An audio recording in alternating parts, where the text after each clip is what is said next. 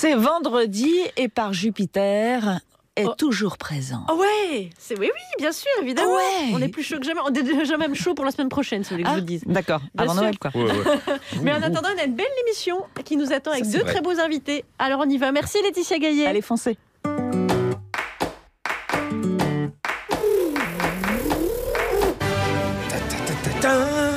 Salut Alex.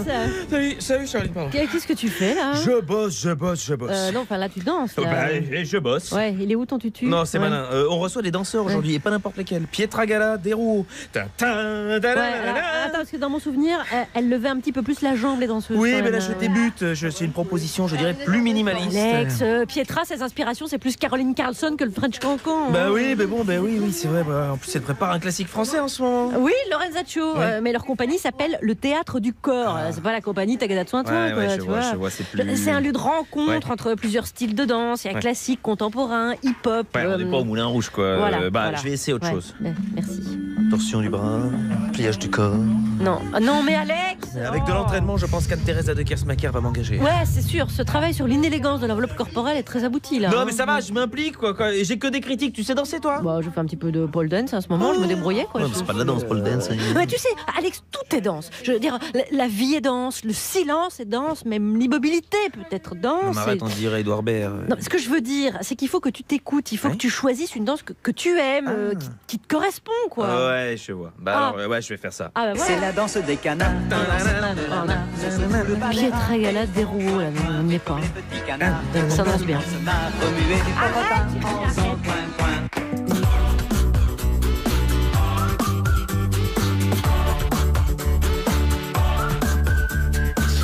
Bonjour la France Inter, nous sommes le vendredi 14 décembre 2018. Voilà déjà 39 jours que Carlos Ghosn est prisonnier des Japonais. On t'oublie pas, gros. Et pendant ce temps, elle tourne. Donc, est-il permis de dire du bien des responsables politiques quand on sait que c'est le métier le plus détesté, au même titre que banquier et agent immobilier? C'est un défi de dire du bien. On va essayer de dire du bien de Valérie Pécresse. Je n'aime pas dire du mal des gens, mais effectivement, elle est gentille. Dans notre société qui reste malgré tout encore très sexiste, les garçons doivent encore parfois être encouragés à faire de la danse. Rappelons qu'aujourd'hui, même les garçons qui font de la boxe française portent parfois aussi une sorte de collant. Je peux pas être déguisé en salope. J'ai pas envie d'être déguisé en salope. Le rap étant devenu la musique la plus écoutée en France, est-ce pareil dans le milieu de la danse avec le hip-hop? Est-ce que ce genre venu de la rue peut réussir à passer les portes de l'opéra? Vous avez assez de cette bande de racailles. On va vous en débarrasser. Lui, sous son classicisme apparent, il développe un style urbain. C'est la brute d'actualité de comptoir. Bonjour Alex Vizorek. Bonjour Charline Vanhoenacker, quel lancement. Allez, je vous offre une belle équipe en échange. À 17h20, celle quand on lui parle de pointe, elle pense essentiellement à celle de son tourne-disque vinyle. C'est Mélanie Bauer, bonjour. Celle quand on lui parle. C'est pas bien ça. Celle qui quand on lui parle, oui, je savais pourtant écrit juste. Eh bien aujourd'hui je vous propose un truc classique mais pas très conservateur. Ça s'appelle Baume, c'est à la limite du blasphème pour la musique classique. Très bien, à 17h30, celle qui cette semaine nous a envoyé un message pour savoir si Béjart était connu en France. Bah oui, je savais pas. C'est à quoi je lui ai fièrement répondu que je connaissais très bien ce grand homme, le général Béjart. Bonjour Christine Gonzalez. Bonjour, c'est une star en Suisse, moi je sais ça que aussi chez nous, figurez-vous. Moi je le sais maintenant. Mais on va pas entendre parler de Maurice Béjart finalement, j'ai changé d'avis. Oui, parce que c'est une période assez tourmentée, les morts ont des choses très importantes à nous dire aujourd'hui dans ma chronique, n'est-ce pas, sœur Emmanuel? Yallah. Ça c'est toujours d'actualité. 17h40, celui qui vraiment danse le flamenco, et c'est pour ça qu'on le surnomme Pablo la Castagnette. C'est vous Pablo Mira. Je n'étais pas au courant. Salut Alex, bonjour tout le monde. Alors avez-vous déjà entendu parler du mouvement des Gilets jaunes? Non. Eh bien je vais vous le faire découvrir en exclusivité tout à l'heure. Et enfin... France Inter, premier sur l'actu du mois dernier. On est bon, on est bon. 17h55, il viendra chanter celui qui a un déhanché moins proche de Michael Jackson que de Georges Brassens. C'est Frédéric Fromet. Et voici le duo qui va enchanter notre open space. Je vous laisse nous annoncer qui vous êtes. Vous êtes Marie-Claude Pietra Gala et Julien Deroux. France Inter, Charline Vanhoenacker, Alex Vizorek. par Jupiter. Bienvenue Pietra et Julien, on est très heureux de vous recevoir pour Lorenzaccio, d'après l'œuvre d'Alfred de Musset. Vous serez notamment à la salle Pleyel du 1er au 10 février et puis ensuite en tournée dans toute la France et en Belgique. On donnera des dates tout au long de cette heure d'émission. Vous avez fondé tous les deux il y a quelques années déjà la compagnie Le Théâtre du Corps et vous proposez ce spectacle Lorenzaccio. Votre art mêle la danse et le texte depuis pas mal de temps. Cette fois, est-ce que vous amenez encore plus de texte dans ce spectacle? Est-ce que vous vous rapprochez encore davantage du théâtre par rapport à vos précédentes créations? À quoi ça peut ressembler pour les auditeurs qui Oui, effectivement. Là, je pense que ça symbolise vraiment notre compagnie, Le Théâtre du Corps. C'est-à-dire que là, on a été inspiré par cette pièce d'Alfred de Musset, Lorenzaccio, et effectivement, on essaye de trouver tout au long de ce spectacle une résonance entre le théâtre, enfin entre le texte et le geste et la danse. Donc c'est un peu inédit parce qu'effectivement, on a constitué une compagnie, une troupe d'acteurs, de comédiens et de danseurs ils sont comédiens et danseurs en même temps. Et justement, c'est arrivé à ce que l'on puisse être ces protagonistes, enfin ces comédiens, ces personnages qui jouent le texte de Musset, effectivement, et qui le dansent aussi et en même temps. Donc ça, c'est une prouesse un peu, un peu inédite. Et effectivement, c'est dans la lignée de notre travail. Alors comment fait-on, Julien Desrouault, vous interprétez Lorenzaccio? Donc, comme le disait Pietra, il faut des danseurs qui soient comédiens ou parfois des comédiens qui soient danseurs. Vous, comment avez-vous travaillé cette qualité de comédien puisque votre formation initiale est en danseur? Ça fait quelques années qu'on travaille ce rapport entre le mouvement et la parole. Parce qu'il y avait un précédent spectacle qui était sur la poésie d'Aragon.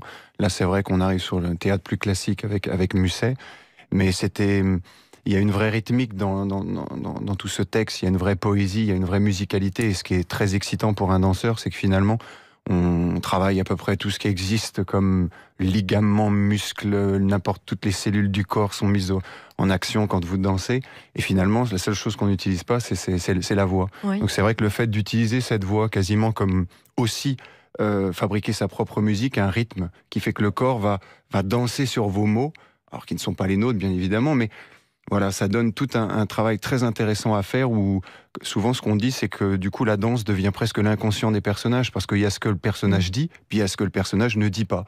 Et souvent le corps prend le relais, et on le voit d'ailleurs, il y a un des sujets sur les politiques qu'on va aborder, on voit très bien que souvent des fois quand on coupe le son, on a la sensation que les gens nous mentent en fait à la télé, que le corps se trahit. Et les gens... Souvent, il y a ce décalage. Le corps est très difficile à maîtriser. Il nous représente finalement bien plus qu'on ne le pense. Ça a tout de suite été une évidence que le danseur allait être l'acteur. Parce que très souvent, dans les mises en scène d'opéra, le personnage est dédoublé. Il y en a un qui danse et l'autre qui livre.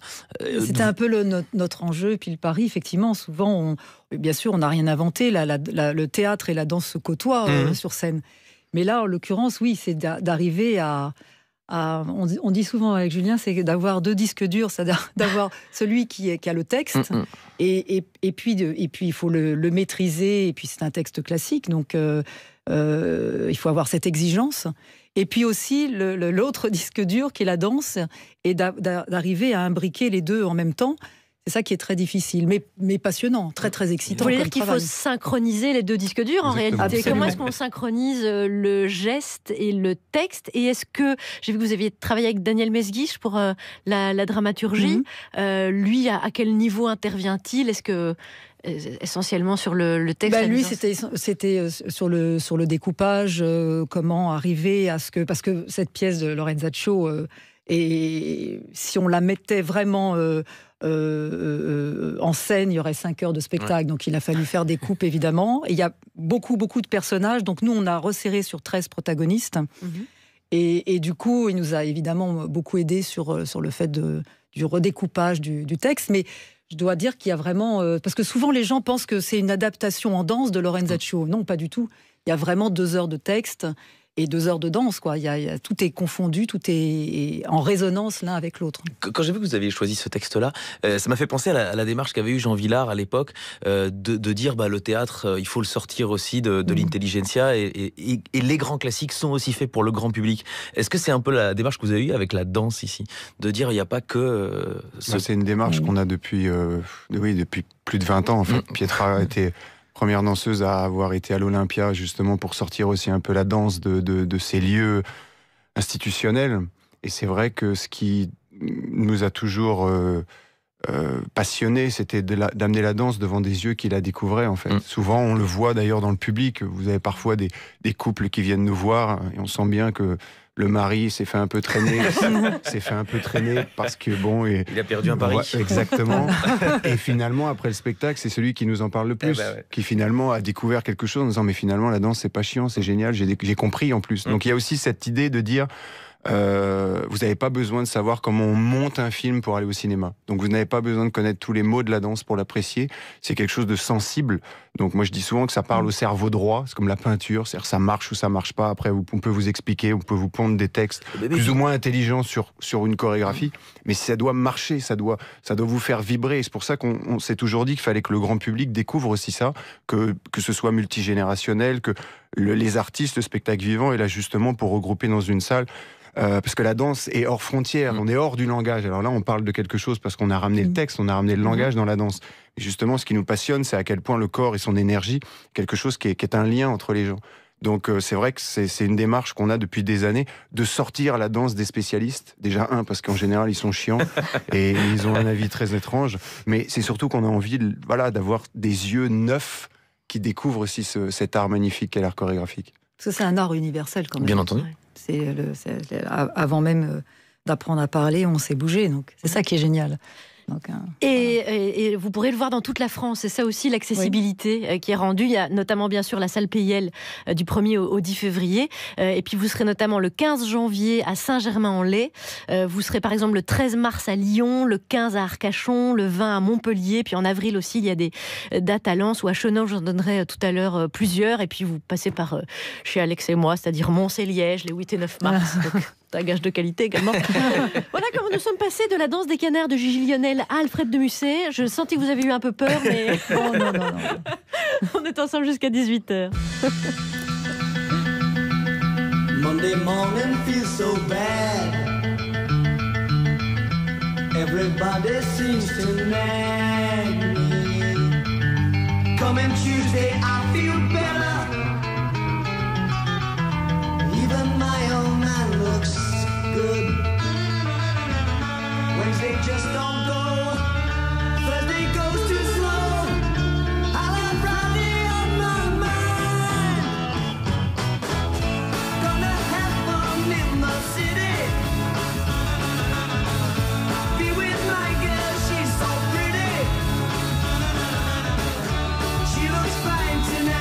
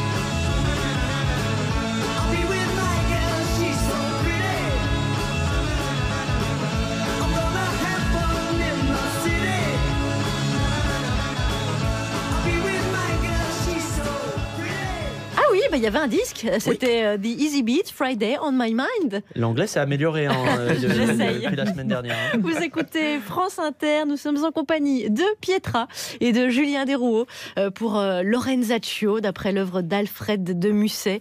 Ils seront notamment à la salle Playel, mais aussi en tournée dans toute la France. Pour les entourer, Alex Eh bien, Vizorek. sachez qu'il y a Mélanie Bauer, qu'il y a Christine Gonzalez et notre flamenquiste Pietro Mira. Un petit point sur l'information, il s'en venait passer des choses. Les Français, il ne faut pas leur faire la leçon. Il faut leur donner des informations, beaucoup d'informations. Le journal de presque 17h17. Nous sommes sauvés! On commence par les titres. Quelques minutes après l'annonce de la mort de Shérif Shekat, BFM TV a diffusé le morceau I Shot the Sheriff de Bob Marley en fond sonore. Oui, visiblement chez BFM, ils n'ont pas attendu la légalisation du cannabis thérapeutique pour enfumer de la toute bonne. Encore plus brillant, CNews a interrogé un témoin qui assurait avoir connu l'auteur de l'attaque et il s'est arrivé que c'était un canular. Eh oui, mais là vraiment en ce moment on peut se tromper puisqu'il y a un certain Christophe Castaner qui apparemment se fait passer pour un ministre de l'Intérieur. Et les brèves. Oui, si les chaînes info se noient, la seule référence en matière d'actu, c'est les brèves. Concernant l'attaque à Strasbourg, donc Christophe Castaner évoque une revendication totalement opportuniste de l'État islamique. Eh oui, et en matière d'opportunisme, on peut lui faire confiance à Christophe, il sait ce que c'est. Et venons donc par la tentative de blagounette de BFM TV. Et oui, c'était donc en direct, les analystes parlent comme ça sérieusement de l'arrestation et mine de rien en fond sonore. Vous avez Rimbaud à l'instant, la dame qui l'a signalé aux autorités a constaté qu'il était blessé, donc c'est peut-être cette blessure qui devenait... C'est amusant, c'est amusant. Et là, on se dit, heureusement qu'il s'appelait pas Basile. Oui, et là, la dame qui l'a dénoncé aux autorités. Et alors, passons plutôt à CNews. À CNews, c'était beaucoup mieux. Hein. Donc la veille, avec le flair habituel, ils ont dégoté un connaisseur. Il connaissait bien l'assaillant et donc il était capable de nous en faire un portrait très précis. Il était super gentil. C'était pas quelqu'un qui cherchait les problèmes. Ou quelqu'un super gentil et discret surtout. Ouais. Ça avait pas l'air d'être quelqu'un de borné ou... Voilà, déjà, c'était important de bien avoir ce portrait très exigeant, de tout savoir. Et quelques instants plus tard, ce jeune homme a fait un petit Snapchat pour nous dire... Ah, je suis vraiment pas ça à la télé. Mais je le connais même pas, le gars. Je sais même pas c'est qui. Voilà, je le connais même pas. Et vive le journalisme. Alors, sur LCI, en revanche, on invite des professionnels. Nadine Morano était là par téléphone. Ah, bah voilà. Et est-ce qu'elle n'a pas eu la bonne idée? Il faut frapper très fort. Il faut interdire tout ce qui est la radicalisation. Il faut interdire la radicalisation. Et c'est vrai qu'on n'y a pas pensé à ça. Je pense qu'on pourrait également bannir tout ce qui est meurtre et vraiment être extrêmement ferme avec tout ce qui est terrorisme. People toujours, oui. puisqu'on vient de parler de Nadine. Voilà, Booba a annoncé qu'il offrait 20 000 € à la personne qui retrouvera son ordinateur volé dans un cambriolage à son domicile dimanche soir. La raison, celui-ci contiendrait des pistes du prochain projet du rappeur, un triple album. Eh oui, et moi donc je lance une cagnotte litchi. Et si on a 30 000 €, je les offre aux malfaiteurs pour qu'ils ne ramènent pas l'ordinateur. Comme ça, on est sûr. Sport, hier, vous annoncez que grâce au report de leur match qui était prévu dimanche face à Bordeaux, les Marseillais allaient boucler 2 semaines sans défaite. Mais malheureusement, l'OM, hier soir, a perdu 3-1 au Vélodrome face à la puissante équipe B de l'Apollon Limassol des Chypriotes. Les joueurs ont donc décidé de rejoindre le mouvement des Gilets jaunes. Leur objectif est clair, faire durer le mouvement pour qu'ils ne disputent plus un seul match d'ici la fin de l'année. Et les brèves? Des brèves poker cette semaine. 2 religieuses ont tapé dans la caisse de l'école catholique aux États-Unis pour aller jouer à Las Vegas au poker en plus, ce qui se rapproche de la religion puisque les deux démarrent sur un coup de bluff. Et la dernière héros, la soirée poker en famille dégénère, il poignarde son frère dans le dos et là on se demandait à quoi ils jouaient les républicains, et bien apparemment c'est au poker. Merci Alex. De rien Charline. Toujours en compagnie du duo Pietra Desrouault qu'on peut voir sur scène avec le Lorenzaccio d'après l'œuvre d'Alfred de Musset. On va aborder avec vous ce premier sujet qu'on a commencé un petit peu à évoquer. Ce sont les responsables politiques qui sont devenus tellement impopulaires qu'on en vient à se demander s'il est admis de pouvoir en dire du bien. On vient d'avoir un bel exemple, enfin plusieurs beaux exemples. Alors de qui, duquel d'abord pourrait-on dire du bien? Alors vous n'avez qu'à tenter le cours, pas de Noël, vous nous en direz des nouvelles. Alors à moins de diriger une institution ou de dépendre de subventions, auquel cas il faut faire un petit peu de lèche, ça semble difficile. À mon signal, vous allez prendre la parole et là vous dites: j'aimerais remercier quelqu'un dont l'importance a été capitale pour la mise en place et la réussite de cette soirée. Un homme sans qui ce soir rien n'aurait été possible. Vous voyez le genre? Absolument, oui. Ok, je vous laisse broder. D'accord. Mais pas trop? Non. Oula. Non. Oui. Non. Donc je reprends? Oui. T'es avec moi? Là vous dites que tout ça c'est grâce à Pierre. Grâce à Pierre. Très bien. Il faudra me montrer qui est Pierre, sinon c'est moi. C'est moi. C'est un extrait du film Le sens de la fête d'Olivier Nakache et Éric Toledano. C'est une question posée dans le billet politique de Frédéric Seyss, notre confrère sur France Culture. Est-il admis de dire du bien des politiques aujourd'hui? Alors, on vous pose la question, est-ce que c'est difficile de le faire? Est-ce que ça vous est déjà arrivé, ne fût-ce qu'une fois dans la vie? Il se regarde. Qui va se sacrifier pour lancer une pub à n'importe quel moment? Ça dépend ça dépend avec qui, en effet, avec qui vous discutez, en effet. Mais je pense que c'est admis de dire du bien. Je pense qu'il y a des politiques aujourd'hui, et on le voit, par exemple, le relais que sont les maires aujourd'hui dans le mouvement des Gilets jaunes. Il y a quand même les politiques, en fait, je crois que les gens, en leur majorité, aiment ceux qui déjà retournent pas leur veste, donc ça en enlève certains. Et puis qui ont peut-être cette sensation que c'est pas un sacerdoce, mais qu'il y a une vraie mission de service public, il y a quelque chose de l'intérêt général. Je crois que ça touche quand même les gens quand les politiques sont à ce service-là. On a malheureusement aussi des exemples de gens, quand même, où on sent bien qu'il y a derrière quand même un peu de carriérisme, donc on sent bien qu'un François de Rugy nous fait pas rêver, quoi, tu vois. Un Éric Besson non plus, quoi. Il y a des exemples comme ça, il pourrait jouer d'ailleurs, c'est un peu des Iago dans certaines pièces. Donc d'ailleurs, on peut s'inspirer souvent, nous, dans Lorenzaccio, il y a des personnages, par exemple, le drame fait que quand le duc est mort, en fait, il en repousse un autre, et on va chercher son cousin, comme de Médicis, ce qui fait que le vrai drame de cette pièce, c'est pas tant d'avoir tué le duc, c'est qu'en fait la société se renouvelle et qu'il n'y a aucun changement. Le pouvoir reste au puissant. C'est vrai que ça reste une pièce politique aussi. Et du coup, c'est vrai qu'il y a plein d'exemples. On parle souvent avec nos artistes de ça, sur des exemples politiques. Alors là, en l'occurrence, on parlait de choses pas très positives, mais je pense qu'il y a des hommes politiques. On le voit, on l'a vu récemment avec la disparition d'une Simone Veil, par exemple. On sent bien qu'il y a des gens quand même. C'est toujours l'exemple qu'on ressort. Mais il n'y a pas que, je veux dire, quand on voit le parcours de l'inventeur de la sécurité sociale, je veux dire, ce parcours d'ailleurs, qui est un parcours atypique qu'on aimerait revoir aujourd'hui, puisque justement, quelqu'un qui n'est pas issu du Cénacle, qui a un parcours syndicaliste, ouvrier, enfin, je veux dire, qui est d'un autre. Qui était ministre du Travail communiste. C'est ça. Et donc, il y a quand même des exemples de gens qui ont fait des choses, qui ont fait des lois, qui ont fait avancer notre société. Donc, non, je pense qu'on peut dire du bien. Après, les êtres humains sont complexes, donc on peut faire aussi des fois des choses étranges, et puis inversement faire des bonnes choses. Vous savez, rien n'est tranché. Non, il y a juste un point là que vous avez soulevé qui n'est pas inintéressant, c'est l'aspect local. On reprend l'exemple des Gilets jaunes. Il y a pas mal de députés ou secrétaires d'État qui se sont fait sortir de ronds-points, de parkings, là où il y avait des mobilisations. Et les seuls représentants qui avaient encore la légitimité pour ne pas se faire sortir par les manifestants, c'était justement les maires, les adjoints aux maires. Donc les gens ont encore un peu foi. Ce qu'on appelle le circuit court, en général. C'est un peu ça l'idée.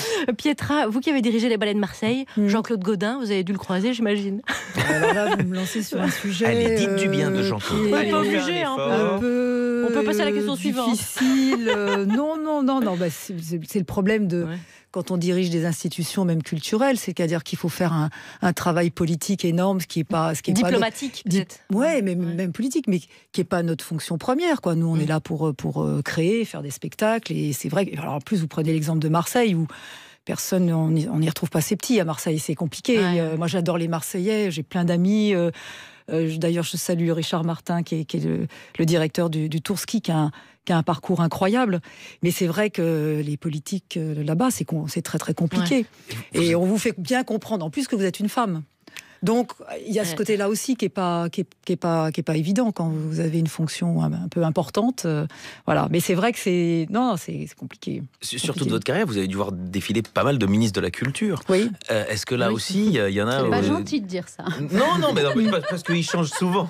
Non, c'est vrai qu'ils changent souvent. Donc, est-ce qu'il y en a de qui vous auriez eu envie de dire du bien, et d'autres dont peut-être vous avez eu envie de dire du mal, mais vous ne l'avez pas dit? On mettra des il y en a qui sont. Non, mais c'est-à-dire qu'il y en a, j'ai pas eu de contact avec eux, ou qui semblent très très loin du spectacle vivant, qui sont un peu inexistants dans notre parti. Après, c'est vrai qu'on a des gens, enfin des ministres comme ça, symboliques, qui sont Lang,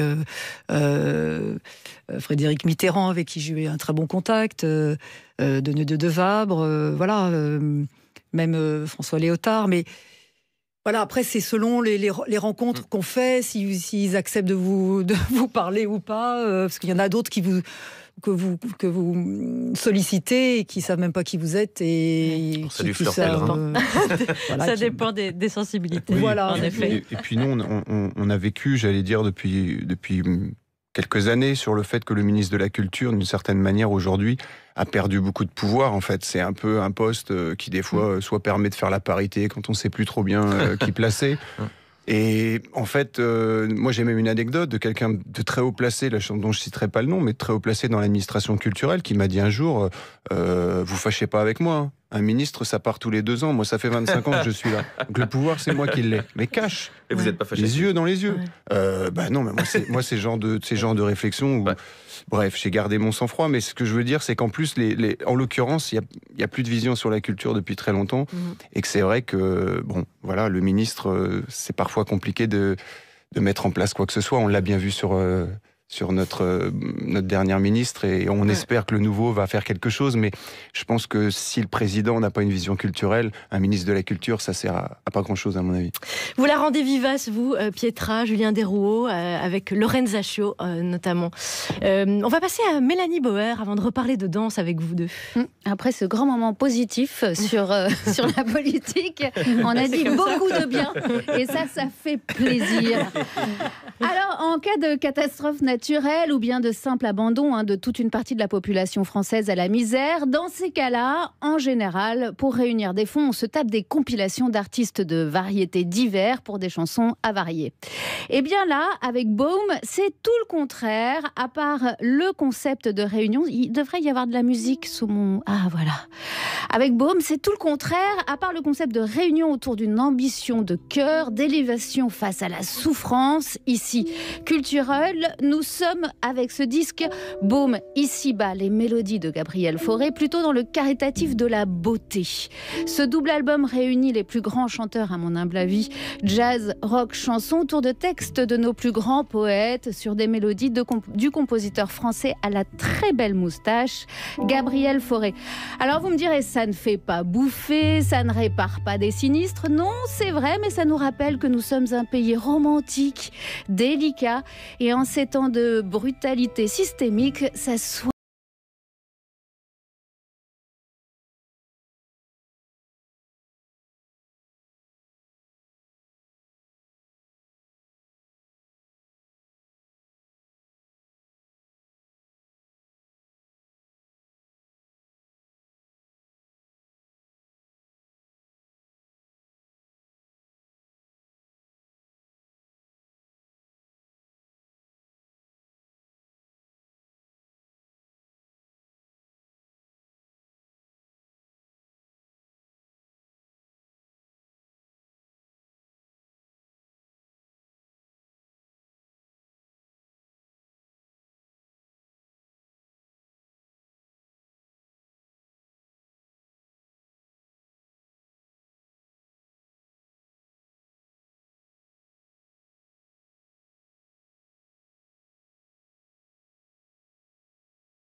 l'origine de ce grand projet n'est pas n'importe qui. Il est le violoniste du rock des 90s, compositeur pour la danse, le théâtre, le cinéma, un homme aux 1000 talents de l'ombre. Il s'attaque à Gabriel Fauré. Fauré, c'est notre Beethoven à nous. Bah ouais, lui aussi, il était sourd à la fin de sa carrière. Et il continuait à composer. Il meurt en 1924. Son requiem est d'ailleurs 1000 fois aussi beau que celui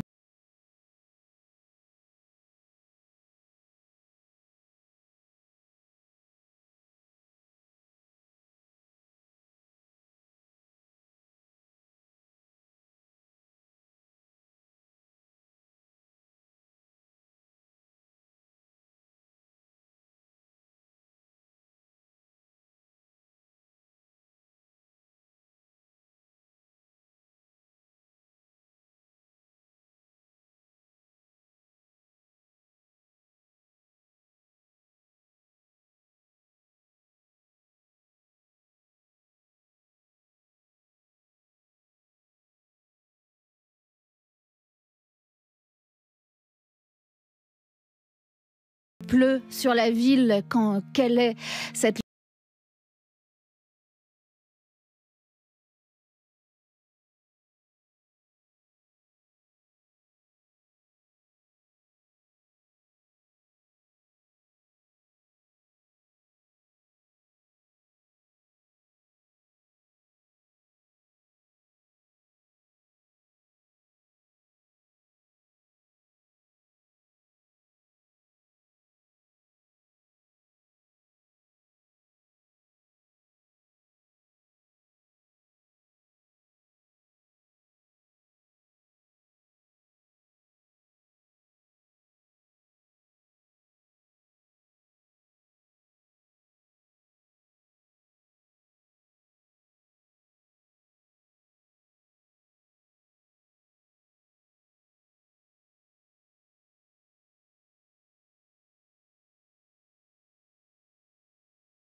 De tous les plateaux de télé avec des gens qui applaudissent, de toute la grossièreté du monde.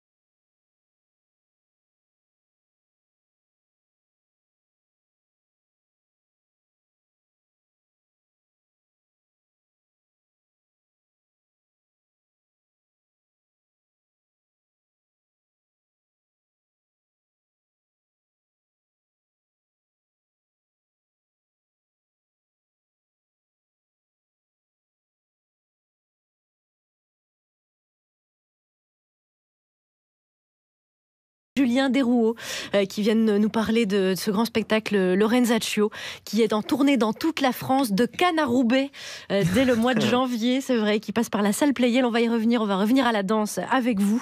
En attendant, nous allons écouter celle qui nous vient de Suisse, Christine Gonzalez. C'est une période compliquée pour nous les vivants et je crois qu'il faut dans tout ce bazar ne pas oublier la parole des disparus. Je vous propose de les écouter en vrac, ils ont des choses à nous dire.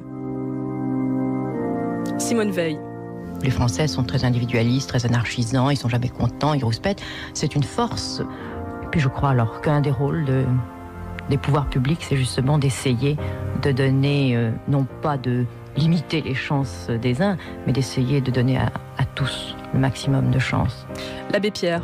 Ceux qui ont pris tout le plat dans leur assiette, laissant les assiettes des autres vides, et qui ayant tout, disent avec une bonne figure, une bonne conscience, nous qui avons tout, on est pour la paix.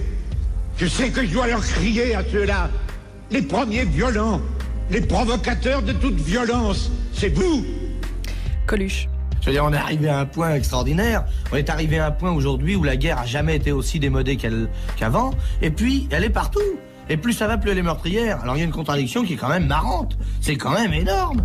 C'est ça le problème. Jean-Paul Sartre. Je ne vois pas pourquoi la société d'aujourd'hui devrait rester comme ça. Parce que je suis contre cette société-là et que je la conteste. Jean Ferrat. Nous sommes dans ce système que je trouve tout à fait dégueulasse. Je crois que ce n'est que dans le choc, les opinions contraires, que une sorte de vérité peut apparaître. Georges Marchais.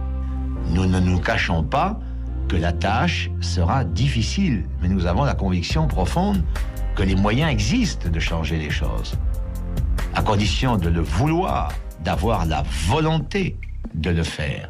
Marguerite Duras. C'est beaucoup plus difficile de se défaire, de se débarrasser, de sauter, n'est-ce pas, de s'arracher de soi, que de lancer un pavé dans une vitrine. André Breton. On voit bien ce qu'on est devenu, mais ce qui reste toujours, la lumière et le monde intérieur. Joséphine Baker. Si on veut, on n'a pas besoin de se tuer ou entretuer. Non, on peut s'aimer si on veut bien. René Char.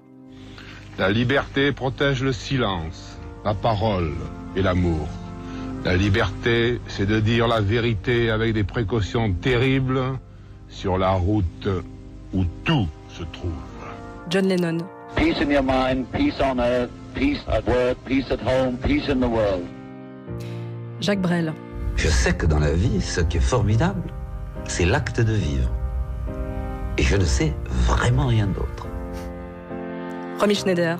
Il faut en profiter, le présent, chaque instant, tout, les petites choses, les choses de la vie. Et Sœur Emmanuel.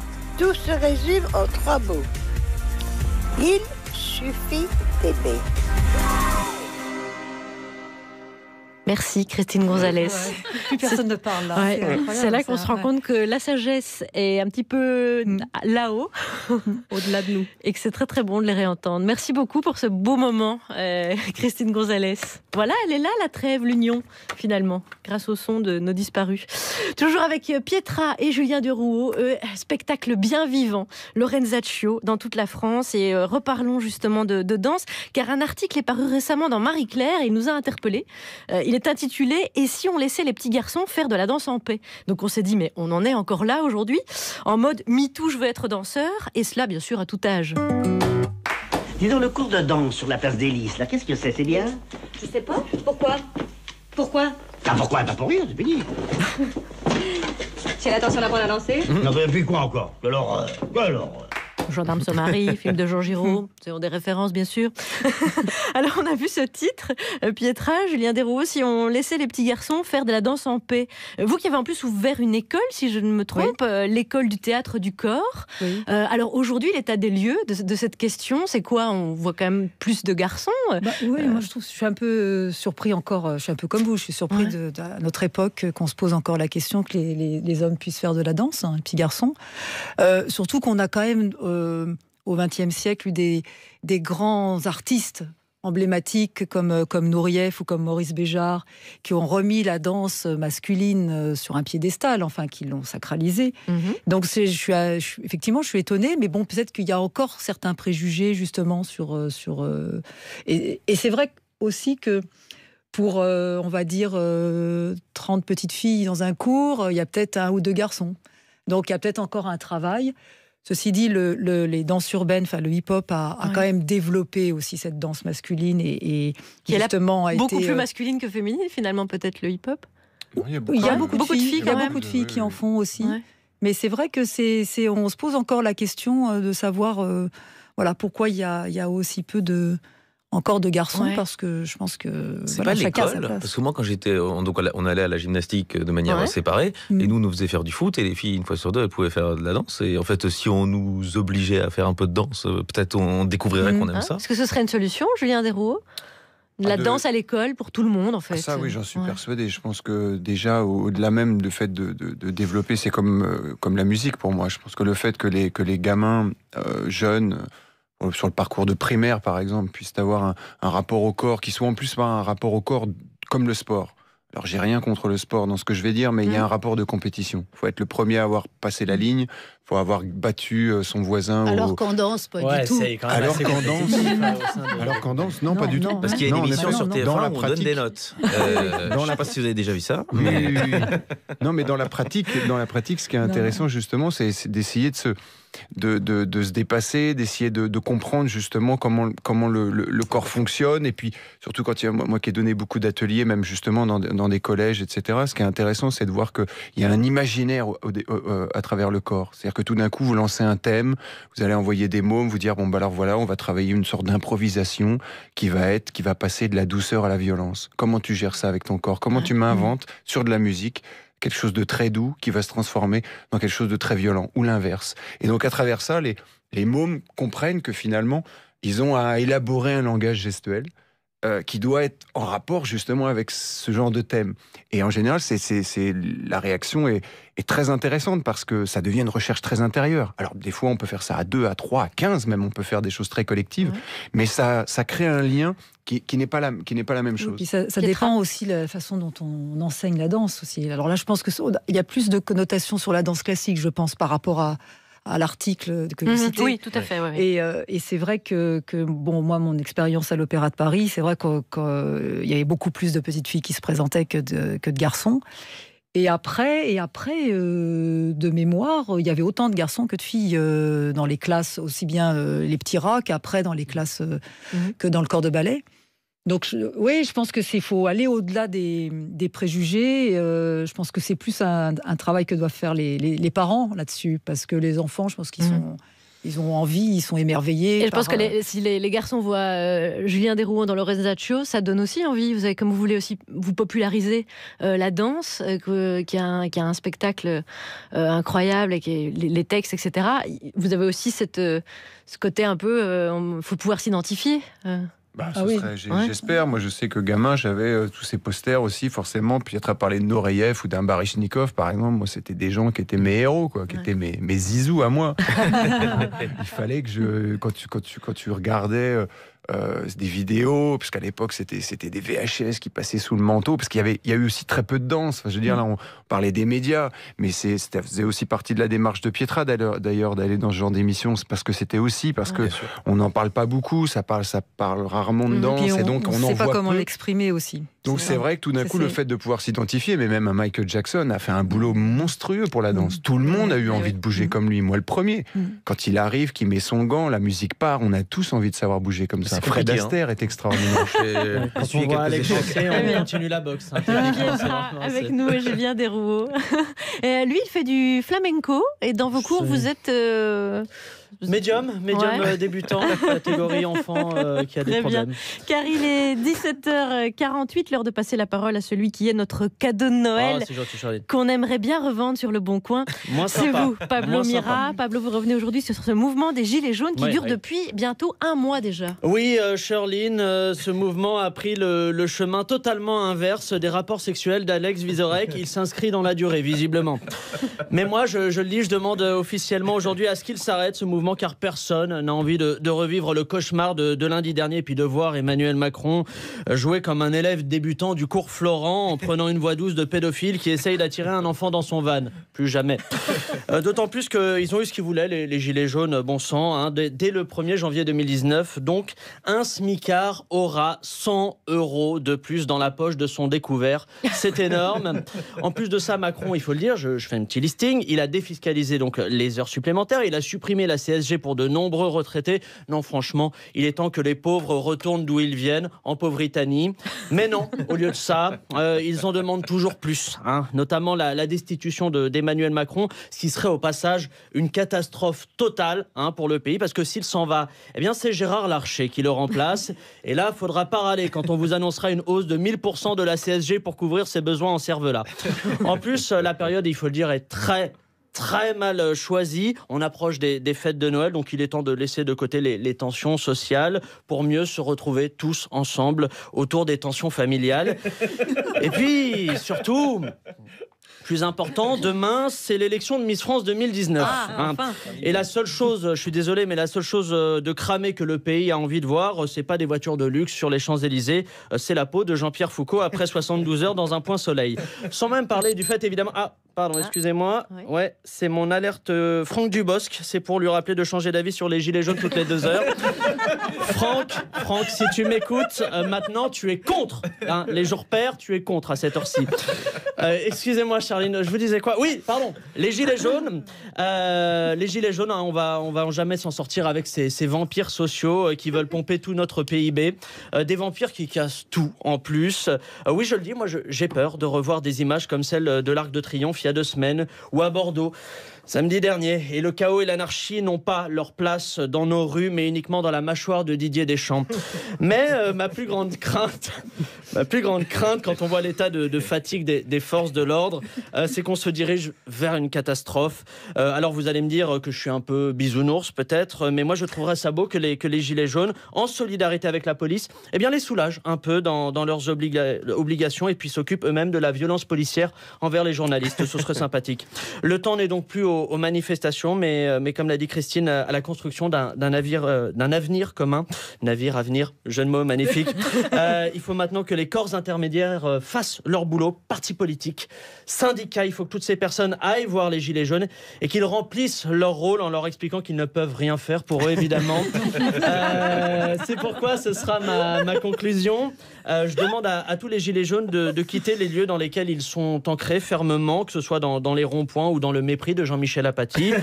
Je leur demande de cesser tout blocage et de discuter avec le gouvernement, car aujourd'hui, la balle de flashball n'est plus uniquement dans leur rotule ou leur visage, la balle est aussi dans leur camp. Allez, salut. Merci beaucoup, Pablo Mira.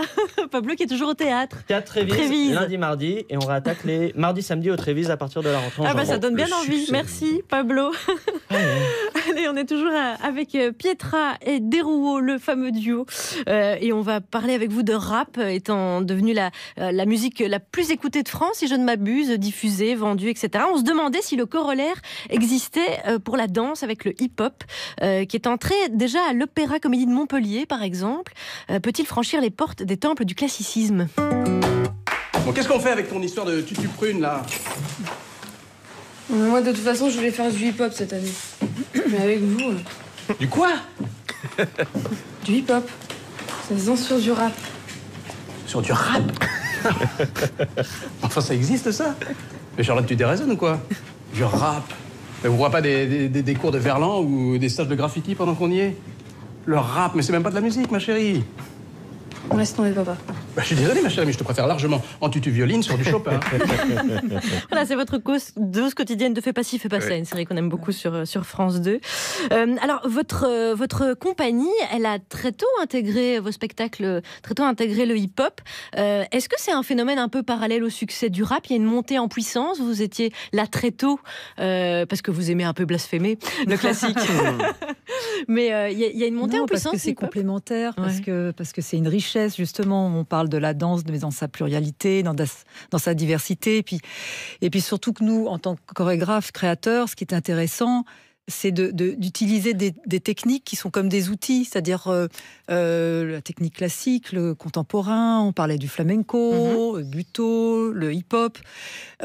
En fin de compte, c'est des techniques qui nous permettent de traiter des émotions, de traiter du vivant, de traiter de l'humain.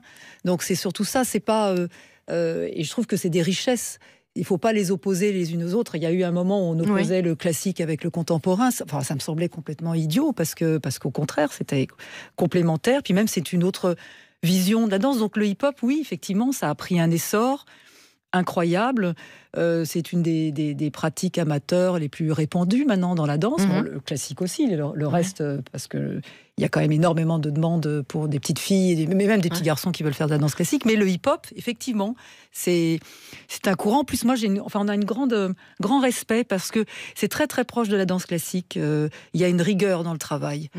C'est vraiment une technique très très développée et qui demande beaucoup beaucoup de travail. Et vous dites, Julien, un rapport au sol proche de l'énergie hip-hop. Quel rapport vous avez au sol, Julien Deruo, pour être hip-hop?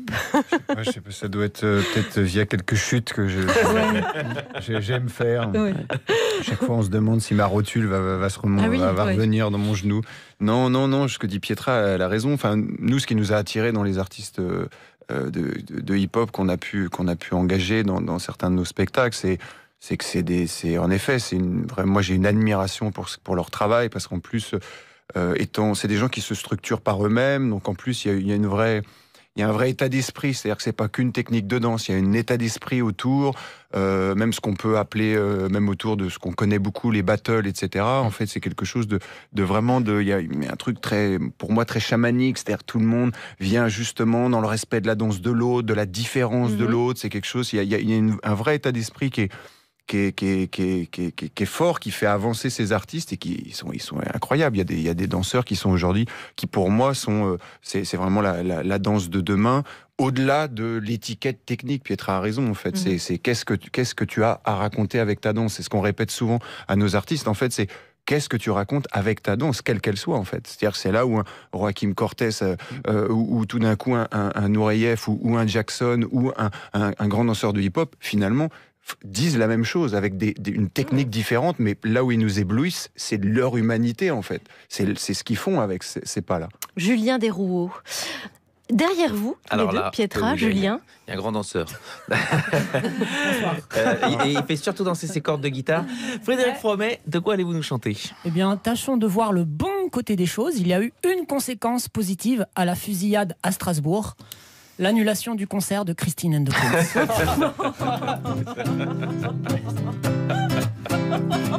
Chris devait jouer à Strasbourg, mais un mec plus con qu'un topinambour a semé l'horreur au marché. Alors Chris a dû annuler.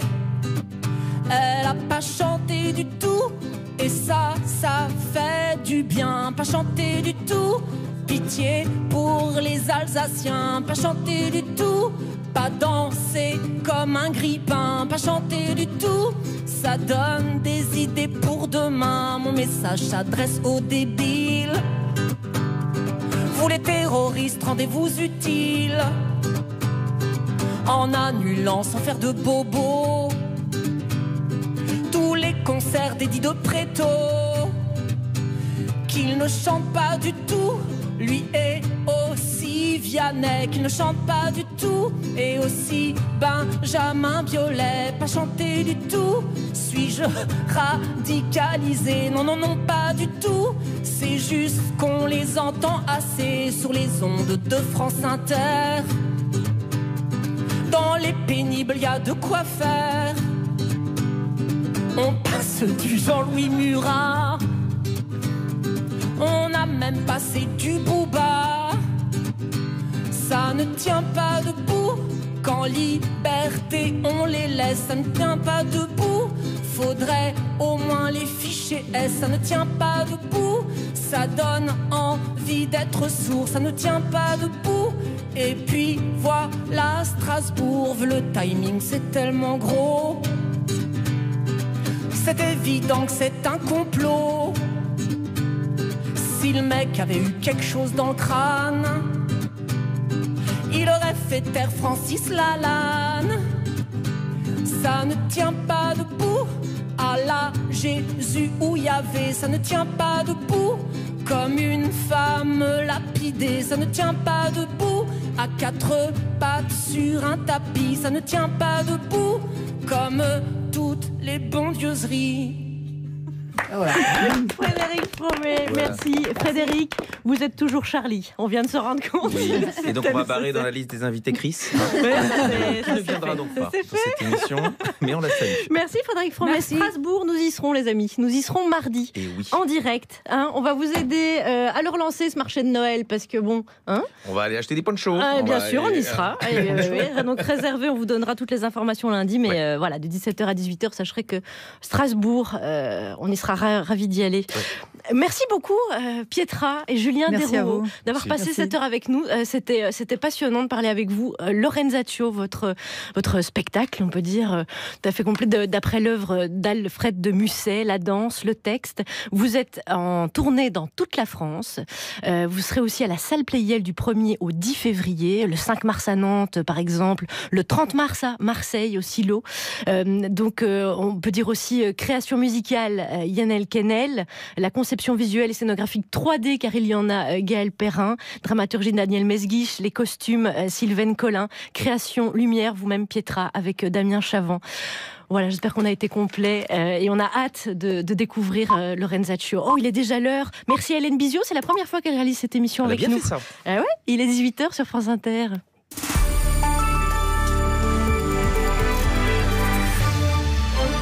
Bonsoir Claire Servageon. Bonsoir Charline Vanhoenacker. Bon week-end et puis à lundi. C'est parti pour le 18-20.